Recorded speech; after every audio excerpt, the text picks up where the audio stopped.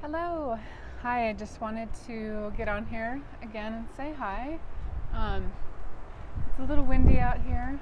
I'm in California, specifically northern-ish, eastern-ish California. And we've got some fires going on right now and up around Lake Tahoe. And the wind for the last couple days has just been brutal. So my heart goes out to everyone in South Lake Tahoe right now, in that whole area. But that's not what I wanted to get on for. I wanted to get on and talk about a few breakthroughs that I've made. And, as I've said in the past, I'm not an expert in this. I'm not giving advice. I'm just sharing my experience, and this is in no way, shape, or form meant to be advice at all. But that being said, I did want to mention a couple of things. If you're dealing with colon cancer, if you're still in it, if you're still trying to find your way, still trying to figure things out, a couple of things that have helped me. Number one, well, first off, I'll give you just a little bit of detail. So I have stage 4 colon cancer. I've done 2 months of chemo. I've been diagnosed for 3 months. I'm currently on a little bit of a break. I see my oncologist next week, and then we'll kind of go from there. So it hasn't been that long. I mean, it seems like forever, but it really hasn't been that long. And one of the things that has been problematic for me is being able to eat. I don't, with the partial blockage that I have going on in my colon, which I'm not sure how much that is. I have no idea how big the actual tumor is or how much it's occluding my digestion. Between that and then the sort of constipation side effect from being on pain medications for 2 months puts you in a really tough situation. Also, if your colon is not healthy, or if you're having some scarring, or if your colon isn't working properly, it will affect your hydration. Like I said, I'm not a doctor, no advice here. This is just what I've learned and what I know to be true myself. So one thing that's really, really helped me is getting IV hydration. So what I started to notice is that I would be drinking plenty of water, but I wasn't feeling satisfied by it. I was never really feeling hydrated. And then what would happen is I would go into the ER, and of course they would put me on pain medication, but the other thing that they would do is give me IV hydration. That's just part of it. So they hook you up to an IV right away, and then give you your electrolytes and your pain medication, everything. But usually you go through a full bag of lactated ringers, however much that is. Buddha. Hi, Buddha. It's squirrel season here too.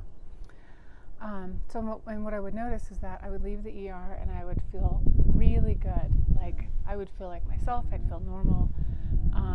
Buddha, no, for 3 or 4 days after leaving the ER. And so finally, shh, Buddha, no, leave it. I know, it's weird to yell at my dog and say, Buddha, no. Bad dog, Buddha, bad dog.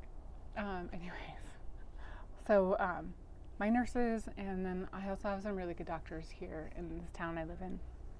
And so we figured out that, hydration might be one of the significant components, because they're not doing anything else for me in the ER other than controlling my pain, doing some diagnostics, but they're not really changing anything actually in my intestines. So the only other thing that they're really doing is giving me hydration.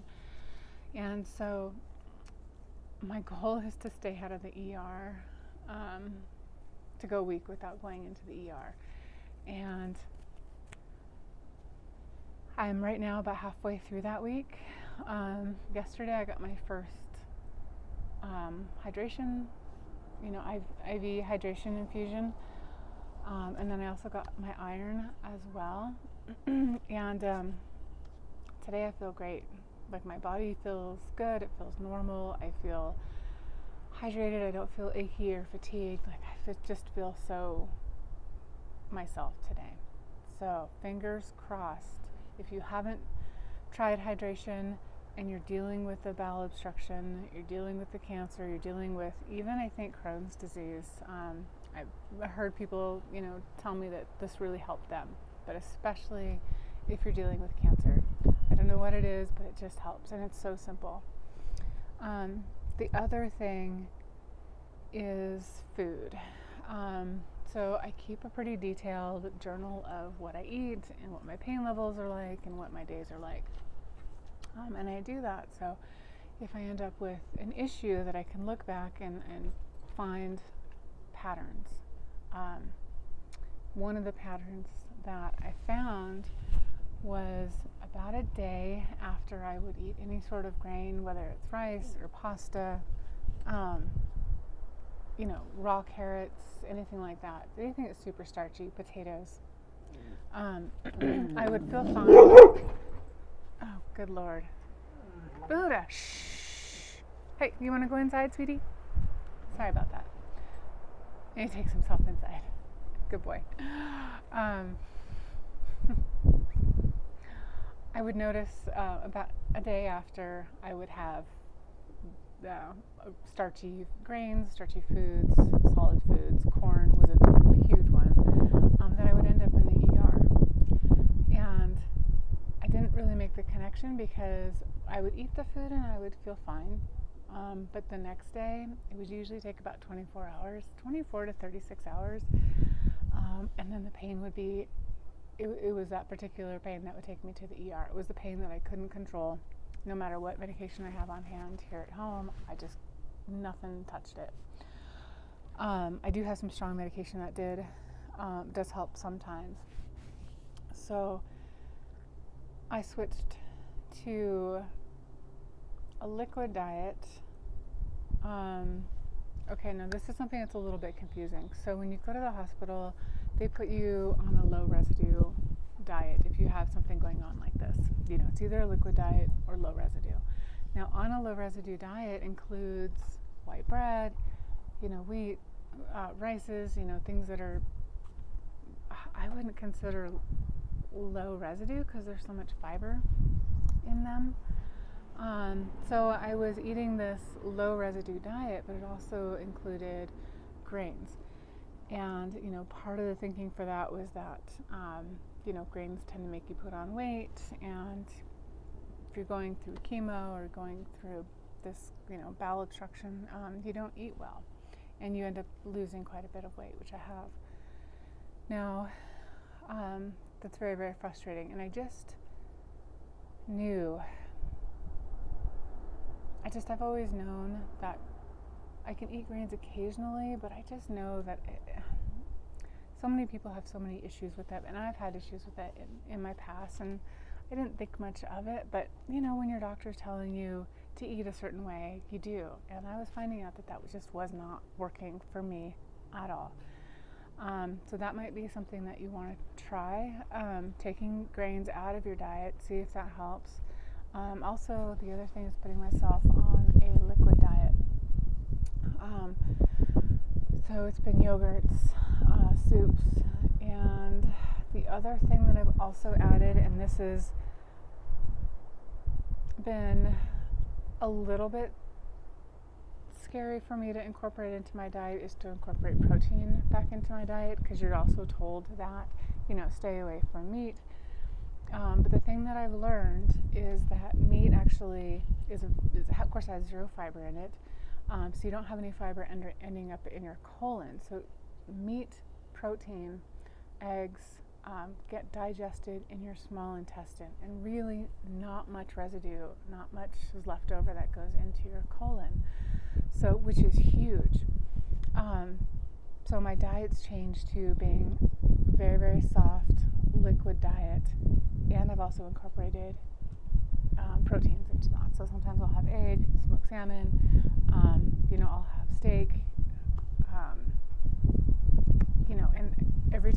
that, I feel totally fine. And so far, I haven't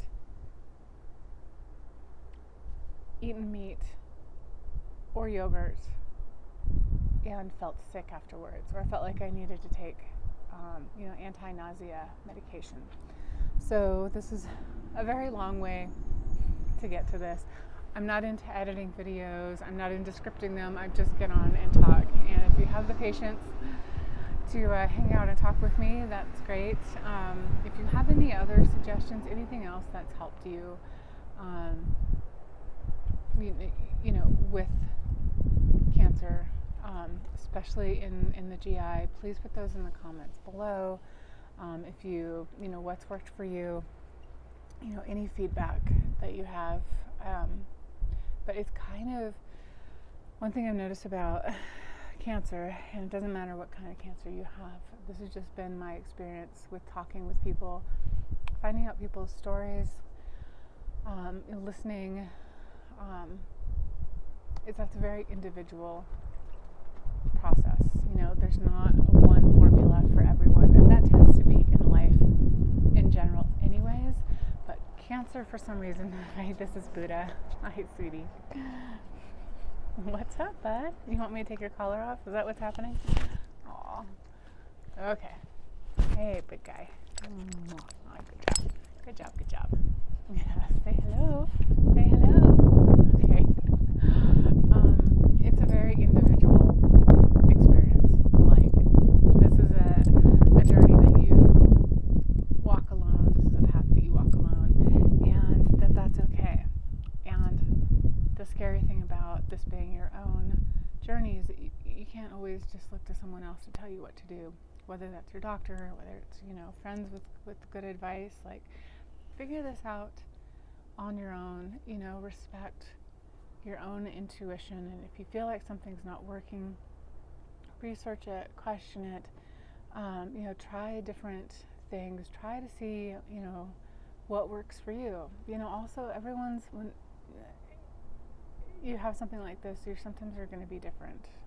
Not everyone's going to have the same set of symptoms.